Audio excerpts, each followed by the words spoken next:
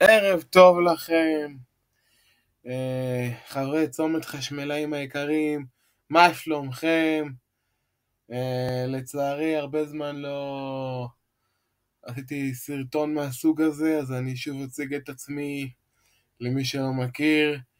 שמי נתי נג'י קרקוקלי, אני הנדסאי חשמל עם רישיון מוסמך, חבר צוות ההנהלה של צומת חשמלאים, ואני גם ראש צוות החמ"ל שמתנדבי צומת חשמלאים. והיום אני אציג לכם תרגיל של מה"ט תורת החשמל קיץ 2024 רפורמה, מועד א', שאלה 3, שביקשו אותו בעצם, שזה בעצם תרגיל של משוואת זמן. סלחו לי שאני עובר למשהו שאתם לא כל כך יכולים לראות בשביל להקריא לכם את התרגיל עצמו.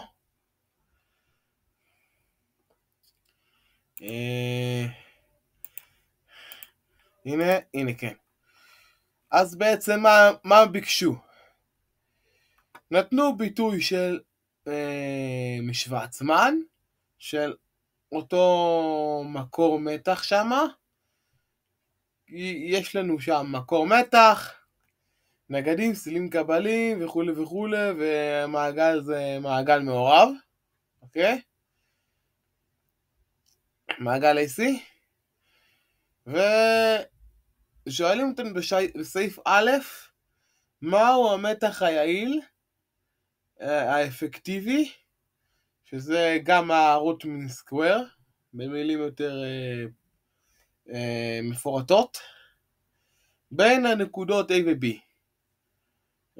מי שרוצה לראות את הסכמה, מוזמן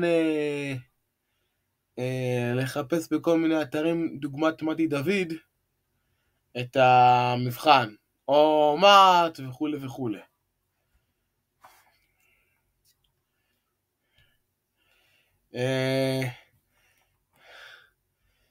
סעיף ב', בעצם לחשב את ההספק המדומה. איזה הספק מדומה? כמובן של מקור המתח, שזה בעצם הכללי, ולהציג אותו בצורה קרטזית.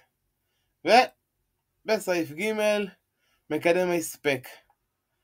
אז בואו נתחיל. בעצם נתנו לנו משוואת זמן שנראית קצת מאיימת לחלק מהלומדים. אני בכוונה לא אומר סטודנטים, כי יש כאלה שהם פשוט כבר לא סטודנטים, פשוט צריך לחזור לחומר, אז אני אומר לומדים.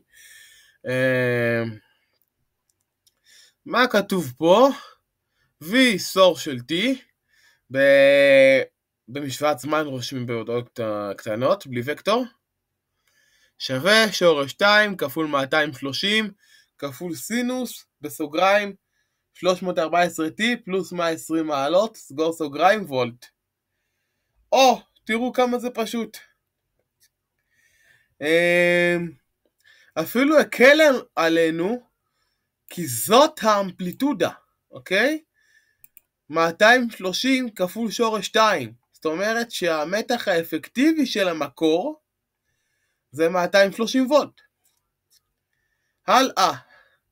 314 רדיאן לסקנד זה האומגה, כן? ואם יש לנו אומגה זה אומר שיש לנו גם תדר. ו-120 זה הזווית של המקור. אז המקור עצמו כווקטור הוא בעצם 230 בזווית 120 מעלות וולט. מה עכשיו עושים? מהאומגה מוציאים תדר, כמו שאתם יכולים לראות פה, שינוי נושא נוסחה, F שווה אומגה חלקי 2 פאי, שזה שווה 49 נקודה משהו. אפשר כמובן להגל גם ל-50, אבל עזבו עכשיו.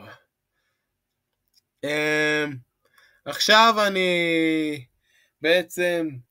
מציג בפניכם חישוב של הרכיבים ההגביים, כולם, JXL1, JXL2, מינוס JXC1, בקבל זה מינוס, אל תתבלבלו, ומינוס JXC2. ועכשיו, זה בעצם חישוב עקבה.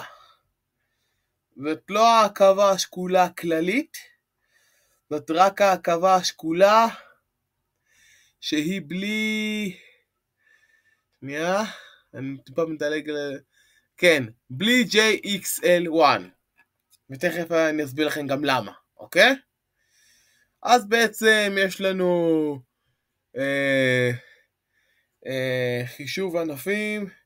יש לנו את Z2B, שזה בעצם כל מה שכתוב עליהם 2, חוץ מ-JXL2, כי שני אלה מקבילים אחד לשני, ואחר כך, שזה... כן, Z2B זה Z2 bottom, כאילו תחתון. ואחר כך יש את ה-JXL2, שזה העליון, כי זה בעצם כל זה טורי ל-JXL2.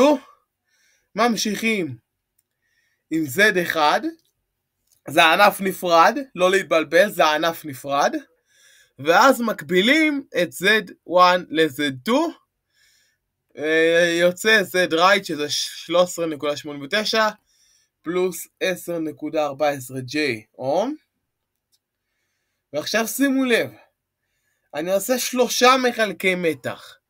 מחלק מתח ראשון, זה פשוט ה-V source על Z right, פלוס וחלקי Z right, פלוס JXL1.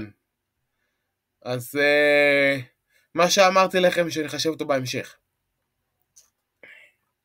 Q, למה? עכשיו אני אסביר לכם גם למה. Q טורי לכל הענף הזה. לכל הזה דרייט הזה שמצאנו פה.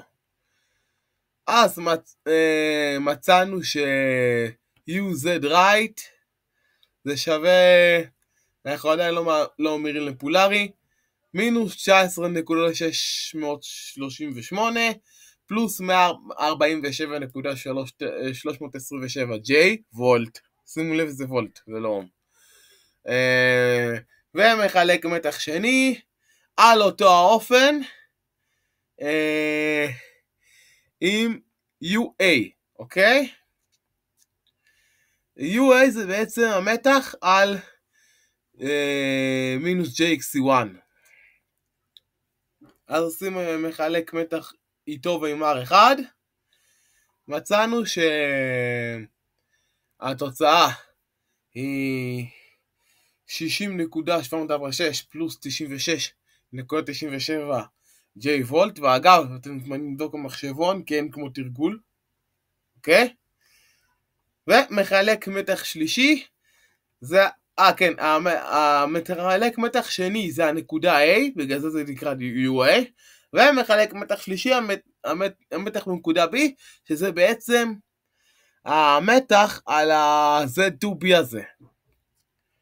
אז אחר כך, מה שאנחנו עושים, אנחנו מחסרים את UB מ-UA, וקיבלנו את UAB, שהוא 155 בזווית 81.7 מעלות וולט.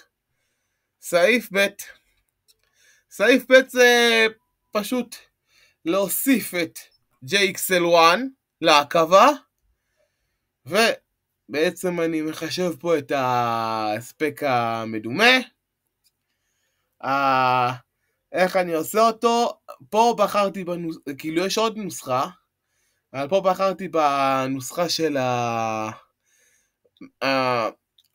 גודל המתח בריבוע. שימו לב, רק גודל, זה ערך מוחלט פה, חלקי צמוד של העקבה. צמוד זה אומר להחליף סימן ב-J או בזווית, אוקיי? למי ששכח. אז בעצם זה אומר 230 בריבוע, חלקי 13.89 מינוס 22.7 J, וקיבלנו שההספק המדומה זה 1037 פלוס 1695 נקודה זה 555J וולט אמפר. ובסעיף ג' בשביל למצוא את הקוסינוס פי בעצם צריך למצוא את הפי. איך עושים את זה? בעצם ממירים את ההספק הזה לפולרי. ההספק פולרי הוא 1987.792 בזווית של 58.537